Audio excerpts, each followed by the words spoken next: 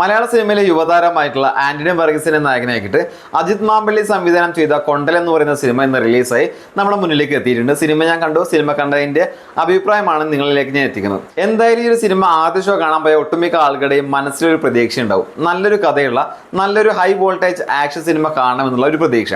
ആ പ്രതീക്ഷ വെച്ചിട്ടാണ് ഞാൻ ഈ ഒരു സിനിമ കാണാൻ വേണ്ടി പോയത്. ഒരു സാധാരണ പ്രേക്ഷകൻ ഈ സിനിമ കാണാൻ പോകുമ്പോൾ എന്താണോ പ്രതീക്ഷിച്ചത് അത് തരം ഈ സിനിമയുടെ അണിയറ പ്രവർത്തകർക്ക് സാധിച്ചു എന്നുള്ളത് എടുത്തു പറയേണ്ട ഒരു കാര്യം തന്നെയാണ്. കാരണം ആന്റണി വർഗീസിന്റെ വക എന്നത്തെയും പോലെ ഒരു കിഡിലൻ ഹൈ വോൾട്ടേജ് ആക്ഷൻ സിനിമ, അതാണ് കൊണ്ടൽ എന്ന് പറയുന്ന സിനിമ. അതേപോലെ തന്നെ നമ്മൾ മലയാളികൾ കടലും കടപ്പുറമായിട്ട് ഒരുപാട് സിനിമകൾ കണ്ടവരാണ്. അതിൽ നിന്ന് എങ്ങനെയാണ് ഈ സിനിമ വ്യത്യസ്തമായി നിൽക്കുന്നത് എന്നുള്ളതാണ് ഈ സിനിമയുടെ ഏറ്റവും വലിയ വിജയം. അതുപോലെ തന്നെ ആക്ഷന്റെ കാര്യത്തിൽ ഒരു വിട്ടുവീഴ്ചയും ഇല്ല. അടിയുടെ ഇടിയുടെ വെടിപ്പൂരമാണ് സിനിമ.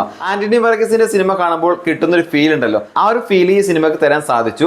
ആന്റണി വർഗീസിന്റെ സിനിമകളായിട്ടുള്ള അങ്കമാലി ഡയറീസ്, അജഗജാന്തരം, അതുപോലെ തന്നെ സ്വാതന്ത്ര്യം, അർദ്ധരാത്രിയിൽ, RDX എന്നിങ്ങനെ നീണ്ടുപോകുന്ന ആക്ഷൻ സിനിമകളുടെ ലിസ്റ്റിലേക്ക് എടുത്തു വെക്കാൻ പറ്റുന്ന ഒരു സിനിമ തന്നെയാണ് കൊണ്ടൽ. ഈ സിനിമയുടെ ഏറ്റവും വലിയ പ്ലസ് പോയിന്റ് എന്ന് പറയുന്നത് ആന്റണി വർഗീസിന്റെ പെർഫോമൻസും സിനിമയുടെ ഛായാഗ്രഹണവുമാണ്. കാരണം കടലിനും കടപ്പുറത്തിനും രണ്ട് മുഖങ്ങളുണ്ട്. സൗന്ദര്യമുള്ള, കാണാൻ കൊതിക്കുന്ന മുഖവും അതുപോലെ തന്നെ ഭയപ്പെടുത്തുന്ന മുഖവും. അത് രണ്ടും നല്ല രീതിയിൽ തന്നെ ഒപ്പിയെടുക്കാൻ ഈ സിനിമയുടെ ഛായാഗ്രഹണം സാധിച്ചിട്ടുണ്ട്.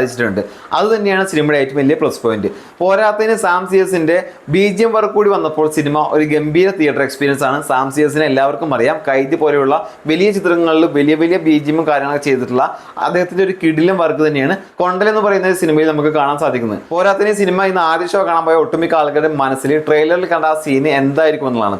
ആ സീന് കുറച്ച് ഭാഗങ്ങളേ ഉള്ളൂ എങ്കിലും വളരെ ഭംഗിയായിട്ട് തന്നെ ചെയ്തിട്ടുണ്ട്. നമ്മുടെ ഇൻഡസ്ട്രി എന്ന് പറയുന്നത് ചെറിയൊരു ഇൻഡസ്ട്രിയാണ്. നമുക്ക് കുറച്ച് ബഡ്ജറ്റ് മാത്രമേ ഉണ്ടാവുള്ളൂ. ഹോളിവുഡ് ലെവലിലൊന്നും നമുക്ക് സിനിമ എടുക്കാൻ പറ്റില്ല. പക്ഷേ നമ്മുടെ ലിമിറ്റ് വെച്ചിട്ട് അത്യാവശ്യം നല്ല രീതിയിൽ തന്നെ ആ ഒരു സീനും കാര്യങ്ങളൊക്കെ എടുത്ത് വെച്ചിട്ടുണ്ട്.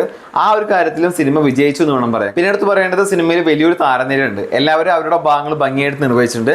രാജ്ബി ഷെഡി, നന്ദു എന്നിങ്ങനെയുള്ള ആളുകളുടെയൊക്കെ റോളുകളൊക്കെ നല്ല രസത്തിൽ തന്നെ അവതരിപ്പിച്ചിട്ടുണ്ട്. കാണാൻ നല്ല രസമുണ്ടായിരുന്നു. വ്യത്യസ്തമായിട്ടുള്ളൊരു അനുഭവമായിരുന്നു. എടുത്തു പറയേണ്ടത് രാത്രി കാലങ്ങളിലെ കടലിലെ സീൻ എടുത്തു പറയേണ്ട സീനുകൾ തന്നെയാണ്. തിയേറ്ററിൽ പോയിട്ട് എക്സ്പീരിയൻസ് ചെയ്യേണ്ട കാര്യം തന്നെയാണ്. എന്തായാലും കൊടുത്ത കാശിന് മുതലാവുന്ന ഒരു ഹൈ വോൾട്ടേജ് ആക്ഷൻ സിനിമയായിട്ട് ഈ ഒരു സിനിമയെ നമുക്ക് വിലയിരുത്താം.